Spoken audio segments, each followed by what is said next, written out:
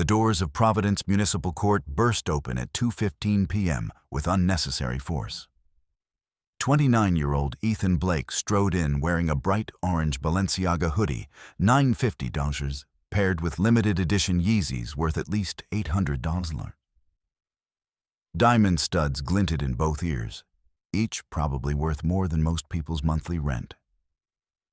He carried the latest iPhone Pro in a custom gold case, and his Rolex Submariner, $15,000 retail, caught the afternoon light as he checked it dismissively. Everything about him screamed new money and zero humility. Behind him walked his attorney, Marcus Webb, a sharp-suited lawyer from a downtown firm that charged $600 per hour. Webb carried a designer briefcase and wore the practiced expression of someone used to getting wealthy clients out of trouble. Before we dive into what happened in that courtroom, if you believe in justice and want to support a new channel dedicated to sharing these powerful stories, please hit that subscribe button and like this video. Every subscription helps us bring more of Judge Caprio's wisdom to light. The bailiff called the case, The People versus Ethan Marcus Blake, case number 2024 TRF 11234. Charges: reckless driving, driving in oncoming traffic lane, excessive speed, 78 miles per hour in a 40 mile per hour zone, and disorderly conduct. Total fines, $1,850. Ethan smirked, barely suppressing a laugh.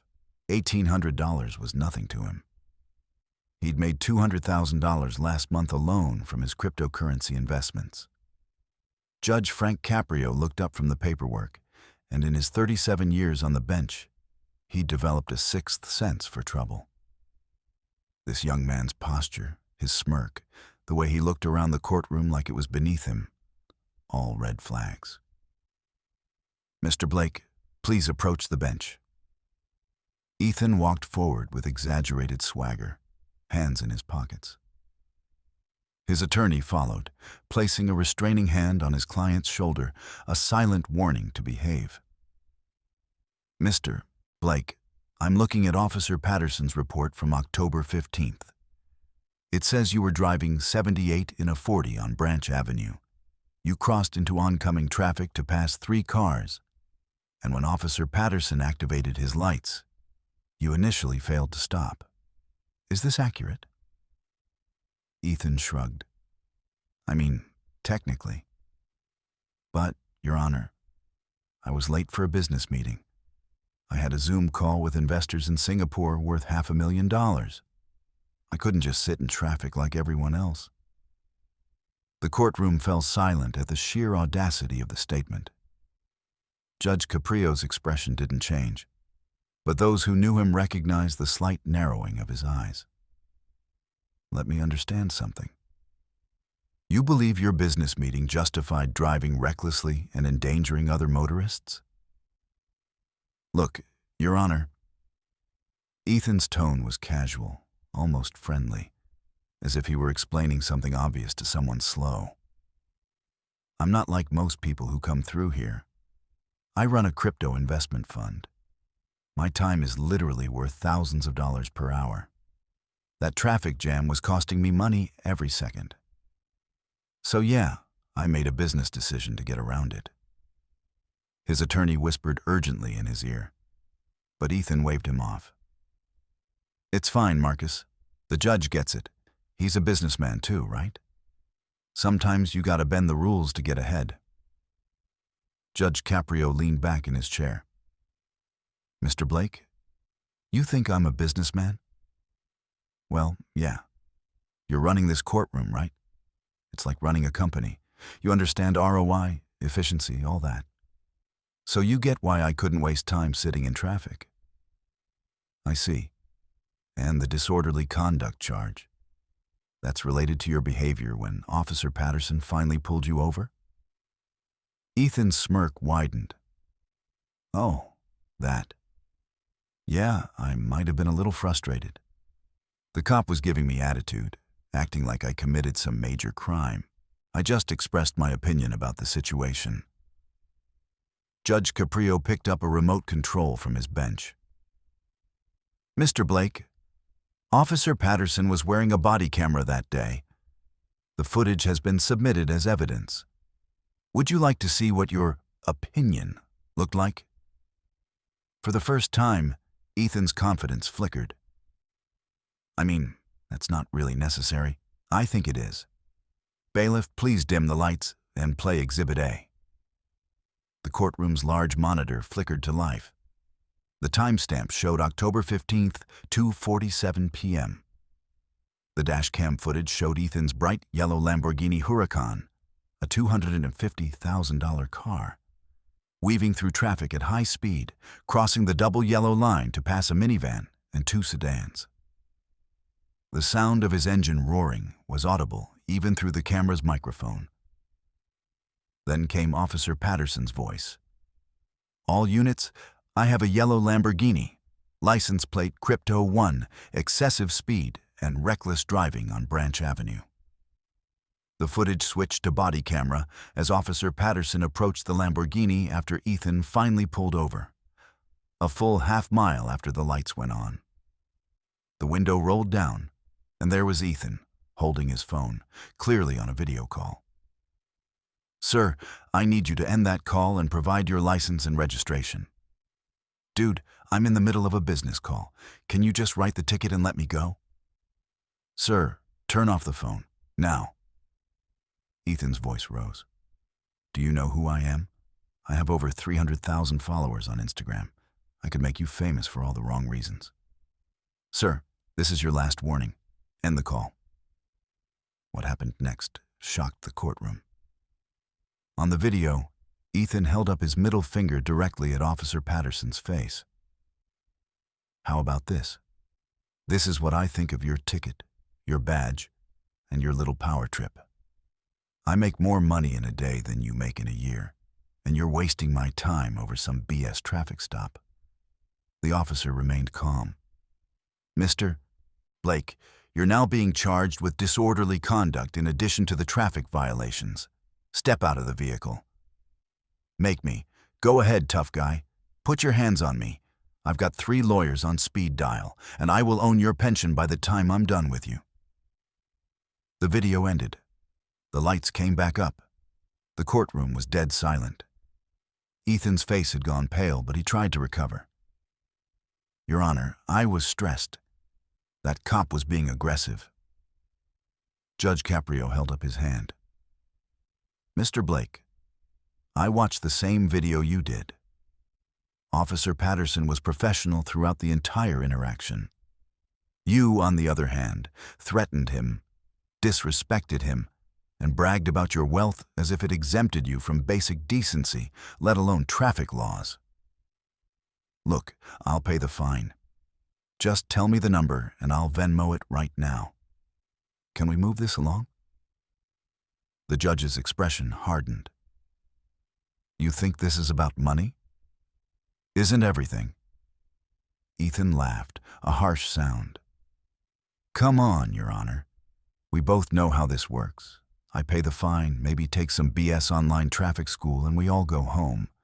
I've got dinner reservations at Gracie's at 6. That's the best restaurant in Providence, in case you didn't know. The waiting list is 3 months, but I know the owner. His attorney grabbed his arm.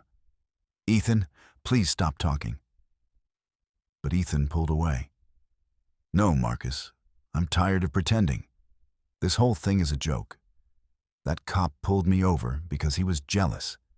He saw my car, saw my success, and couldn't handle it. And now I'm standing here in front of a judge who probably drives a 10-year-old sedan, being lectured about traffic laws. The whole system is designed to tear down people who actually made something of themselves.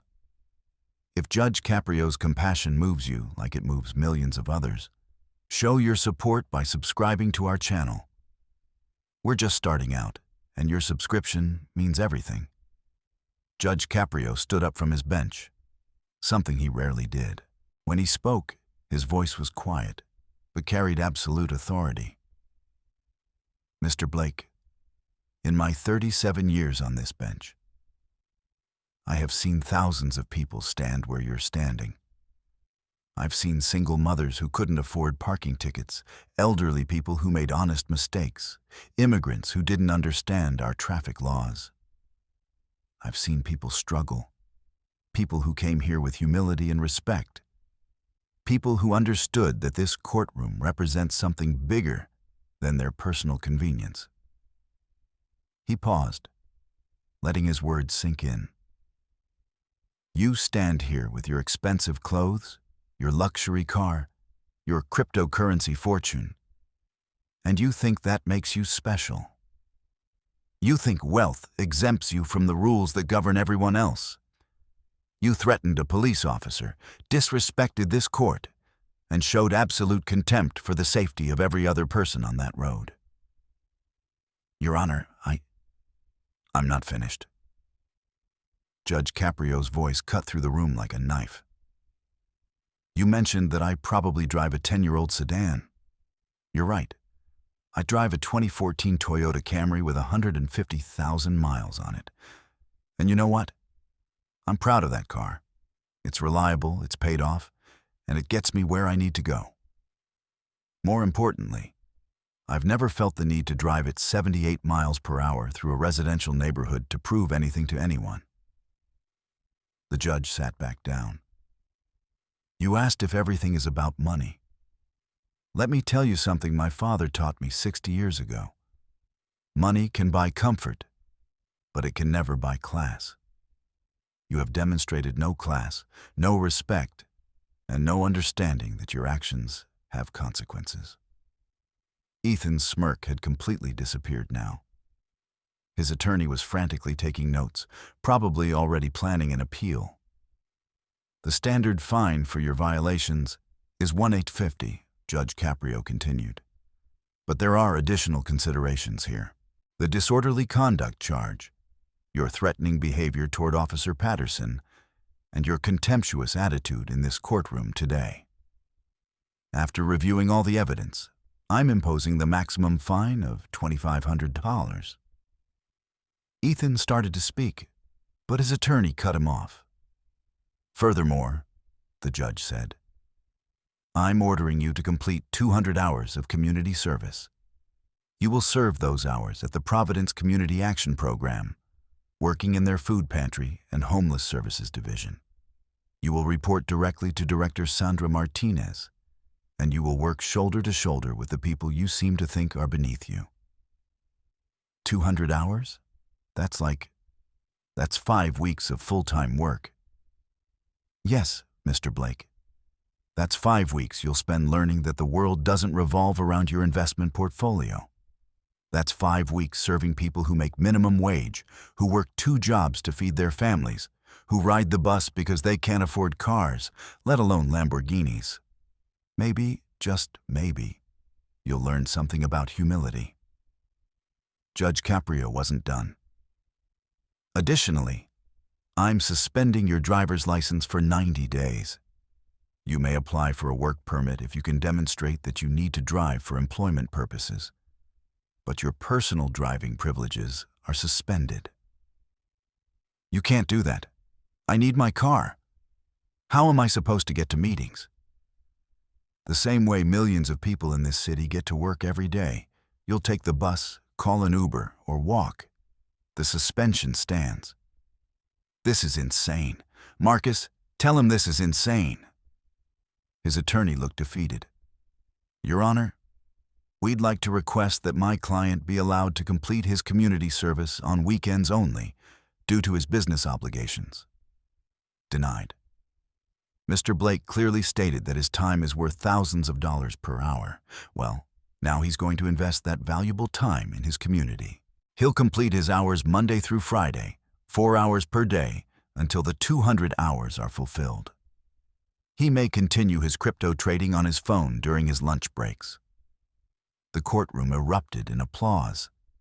Ethan stood there, stunned, his face red with humiliation and anger. His attorney was already on his phone, probably calling the senior partners to discuss appeal options.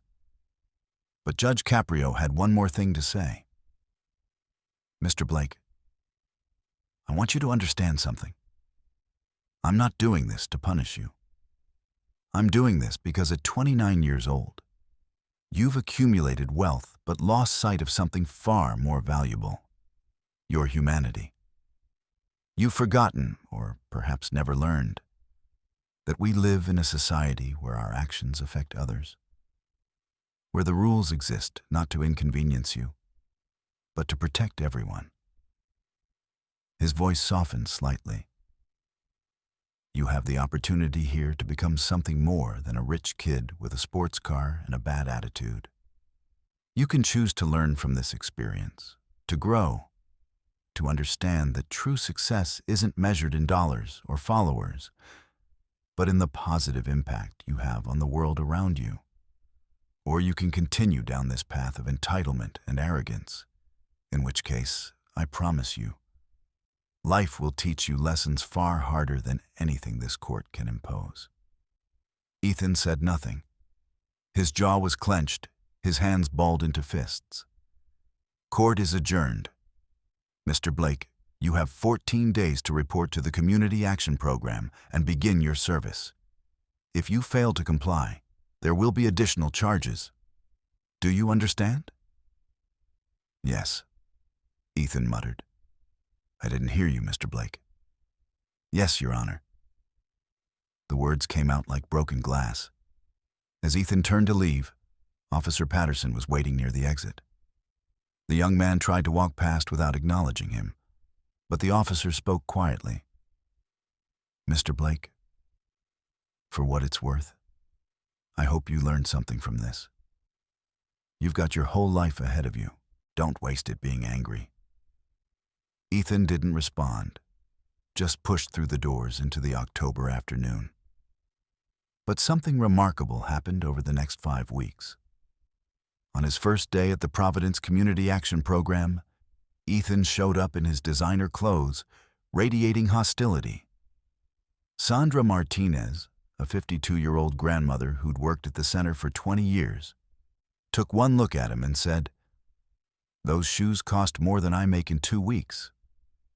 You might want to wear something else tomorrow because you're going to be lifting boxes, sorting cans, and scrubbing floors." This is ridiculous, Ethan muttered. Maybe. But you're here, and I'm in charge. So let's make the best of it. Come on, I'll show you the food pantry. That first week was hell for Ethan. He worked alongside volunteers and staff members who lived paycheck to paycheck. He met single mothers who worked 3 jobs, elderly people choosing between medication and food, veterans struggling with PTSD and homelessness. He sorted thousands of cans of food, unloaded delivery trucks in the rain, and served meals to people who thanked him with genuine gratitude for a hot plate of food. By week 3, something shifted. Ethan started arriving early. He began asking questions, not with arrogance, but with genuine curiosity. He met a young woman named Maria, 26, who worked 2 minimum wage jobs and still needed food assistance. When he asked her why she didn't just get a better job, she looked at him like he'd spoken in another language. "I don't have a college degree," she explained patiently. "I got pregnant at 17, dropped out of high school to work. I got my GED eventually, but that doesn't open many doors. I'm trying to save money for community college, but between rent, childcare, and everything else." She shrugged. "I do the best I can." Ethan went home that night and couldn't stop thinking about Maria. She worked harder than anyone he knew, including himself, and had almost nothing to show for it. The next day, he asked Sandra if there was a job training program at the center. "We had one," she said sadly, "but funding got cut 2 years ago. We used to help people get certifications, job placement assistance. Now we just keep them fed and try to keep them from ending up on the street." On his last day of community service, Ethan did something nobody expected. He called a meeting with Sandra, pulled out his laptop, and showed her his screen.